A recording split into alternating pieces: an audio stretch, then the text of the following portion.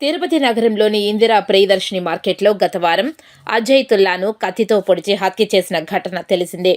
హత్య చేసిన నిందితులను ఆదివారం ఈస్ట్ పోలీసులు అరెస్టు చేసి కేసు నమోదు చేశారు.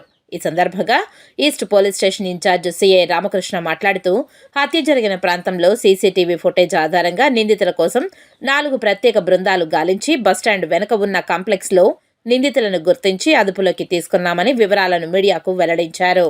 31/12/2024 తేదీన ఉదయం 7:30 నుంచి 8 గంటల మధ్యలో తిరుపతి ఇందిరా ప్రియదర్శిని కూరగాయల మార్కెట్ వద్ద మర్డర్ జరిగింది. ఈ మర్డర్ మీద మహబూబ్ అనే అతను ఇచ్చిన కంప్లైంట్ మేరకు కేసు రిజిస్టర్ చేయడం జరిగింది. Case number 605/2024.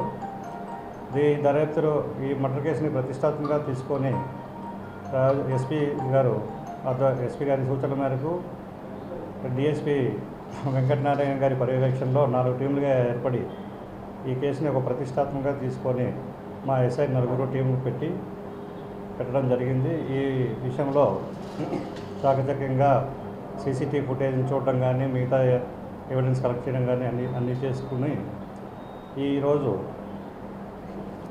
బస్టాండ్ వెనకాతల జయశ్యామ్ రోడ్డు వద్ద ముద్దాయిని అరెస్ట్ చేయడం జరిగింది. ముద్దాయి రుద్ర అనే వ్యక్తికి ఈ మహబూబ్ కంప్లైంట్కి 800 రూపాయల మధ్యలో గొడవ జరగడం వలన ఈ మహబూబ్ దగ్గర అసిస్టెంట్గా పనిచేస్తున్న హజ్మతుల్లా అనే వ్యక్తి మధ్యలో అడ్డు రావడం వలన అతన్ని కత్తితో పొడవడం జరిగింది. అతని పిల్లలు ఇద్దరు, రుద్ర, కళ్యాణ్ అండ్ యశ్వంత్, వీళ్ళ ముగ్గురు ఈ నేరంలో పాల్గొనడం జరిగింది. వీళ్ళ ముగ్గురిని ఇదేమో అరెస్ట్ చేసి జ్యుడిషియల్ కస్టడీకి పంపడం జరుగుతుంది. ముద్దాయిపైన పాత కేసులు ఏమీ లేవు ప్రస్తుతానికి. ముద్దాయి అదేవిధంగా ఒక ఫోల్డెడ్ రాడ్ అండ్ వెహికల్ వాళ్ళు ఉపయోగించిన వాహనం కూడా సీజ్ చేయడం జరిగింది. ఈ కేసు విషయంగా కష్టపడిన ఎస్ఐలకి అందరికి కూడా ఎస్పీ గారు రివార్డు ఇవ్వడం జరుగుతుంది. ఓకే.